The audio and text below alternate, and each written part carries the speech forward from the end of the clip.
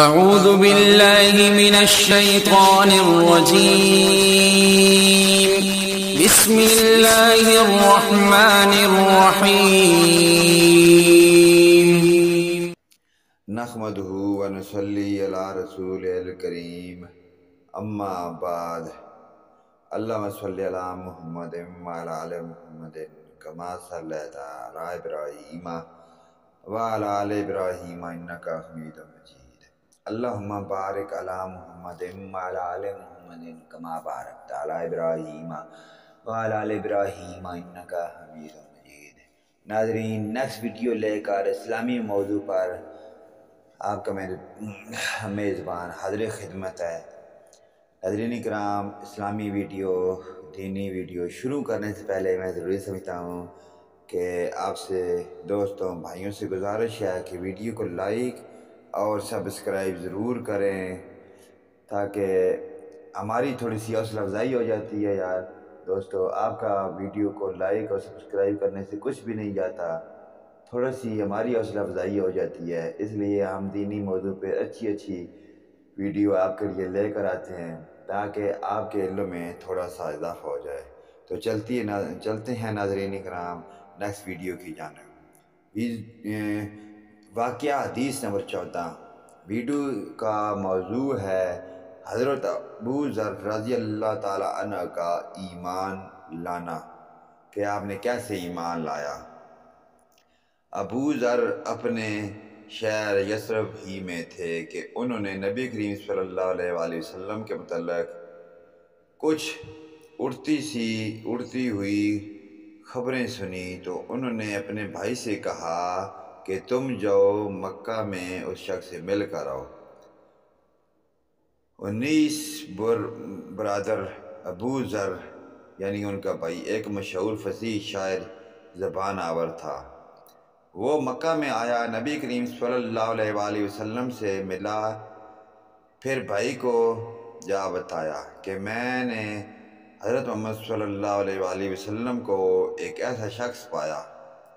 ان کی باتیں سنی تو جو نیکیوں کے کرنے اور شر سے بچنے کا حکم دیتے ہیں۔ ابو ذر بولے تو اتنی سی بات سے تو کچھ تسلی نہیں ہوگی، آخر خود پیدل چل کر مکہ پہنچے۔ یعنی کہ ان کو تسلی نہیں ہوئی تو وہ خود مکہ میں چل کر پہنچے۔ حضرت ابو ذر کو حضور نبی کریم صلی اللہ علیہ وآلہ وسلم کی شناخت نہ تھی اور کسی سے دریافت کرنا بھی وہ پسند نہ کرتے تھے، تو زمزم کا پانی پی کر کعبہ اللہ میں لیٹ رہے تھے کہ حضرت علی مرتضیٰ شیر خدا رضی اللہ تعالیٰ عنہ آئے۔ انہوں نے پاس کھڑے ہو کر یہ کہا، یہ تو کوئی مسافر معلوم ہوتا ہے۔ ابو ذر بولے، ہاں۔ حضرت علی بولے، اچھا تو میرے ہاں چلو، رات کو وہیں رہتے ہیں۔ نہ حضرت علی علیہ السلام نے کچھ پوچھا، نہ ابو ذر نے کچھ کہا۔ صبح ہوئی تو ابو ذر پھر کعبہ میں گئے۔ دل میں آن صلی اللہ علیہ وآلہ وسلم کی تلاش تھی، مگر کسی سے دریافت نہ کرتے تھے۔ حضرت علی رضی اللہ تعالیٰ عنہ پھر آپ پہنچے تو انہوں نے فرمایا، شاید تمہیں اپنا ٹھکانہ نہیں ملا۔ ابو ذر بولے، ہاں۔ حضرت علی پھر ساتھ لے گئے۔ اب انہوں نے پوچھا کہ تم کون اور کیوں یہاں آئے ہو؟ ابو ذر نے کہا، راز میں رکھوں تو میں بتا دیتا ہوں۔ حضرت علی رضی اللہ تعالیٰ نے وعدہ کیا۔ ابو ذر نے کہا، میں نے سنا ہے کہ اس شہر میں ایک ایسا شخص آیا ہے جو اپنے آپ کو نبی بتاتا ہے۔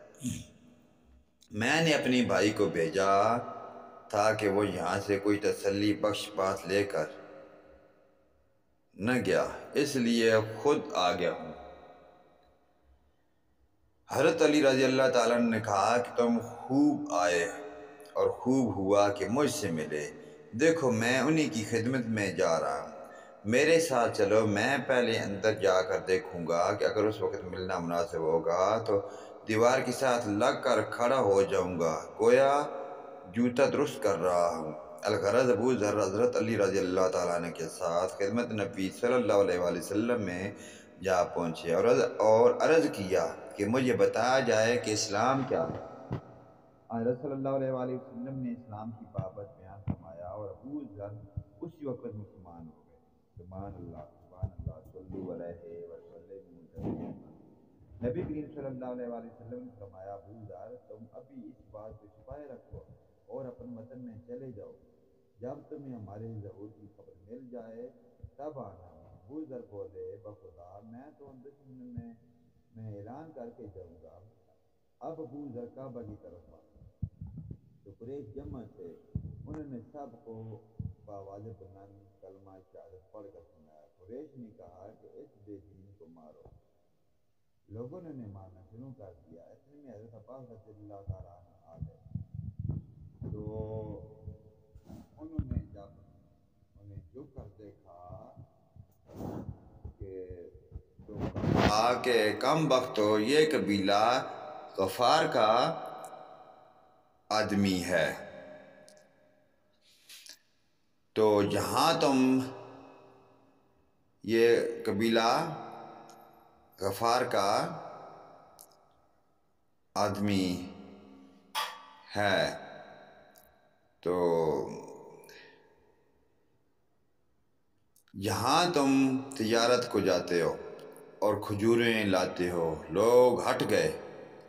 اگلے دن انہوں نے پھر سب کو سنا کر کلمہ پڑھا تو لوگوں نے پھر مارا اور حضرت عباس نے ان کو چھڑا دیا۔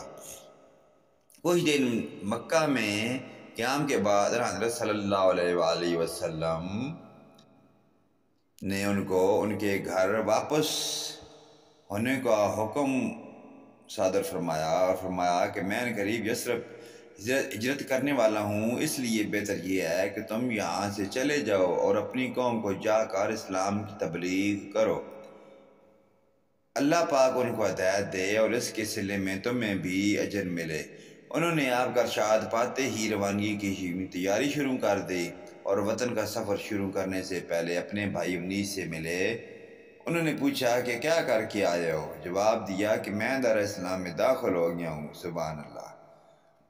یہ سنتے ہی آپ کے بھائی نے بھی اسلام قبول کر لیا۔ یہاں سے دونوں بھائی تیسرے بھائی انس کے پاس پہنچے، وہ بھی ان کی دعوت اسلام دینے میں پر مشرف با اسلام ہوئے۔ اس کے بعد تینوں وطن پہنچے اور دعوت حق میں اپنا وقت صرف کرنے لگے۔ اللہ پاک نے ان کو ایسی ہدایت دی اور سارا قبیلہ مسلمان ہو گیا۔ رحمت العالمین۔ صحیح اسلامی واقعہ صفحہ نمبر 33 تا 36۔ تو دعا ہے کہ اللہ پاک ہمیں اپنے پیارے حبیب کے نقش قدم پر چلنے کی توفیق عطا فرمائے تاکہ ہم دنیا میں بھی نیک عمال کرتے رہیں اور آخرت میں بھی ہمیں اس کا نیک صلاح پانے کے بعد جو اللہ پاک کی طرف سے ہمیں انعام اکرام کا حکم ملا ہے، جس کا ہمیں آخرت میں اس کا نیک صلاح پائیں گے تاکہ ہماری آخرت سنور جائے۔ ہماری پکی اور ابدی زندگی ہماری وہی ہے کہ ہم نے وہاں پہ ہی رہنا ہے۔ یہ تو ایک دنیا ایک عارضی ہے، عارضی ٹھکانہ ہے۔ یہاں پہ جو کوئی نیک عمال کرے گا اس کا اچھا صلاح پائے گا، جو برے عمال کرے گا تو اس کا ٹھکانہ بہت برا ہے۔ تو اللہ پاک ہمیں آخرت کی فکر کرنے کی توفیق عطا فرمائے۔ آمین ثم آمین یا رب العالمین۔ وآخرنا دعوانا الحمدللہ رب العالمین۔ ویڈیو کو یار لائک اور سبسکرائب ضرور کرو یار، آپ کی بہت مہربانی۔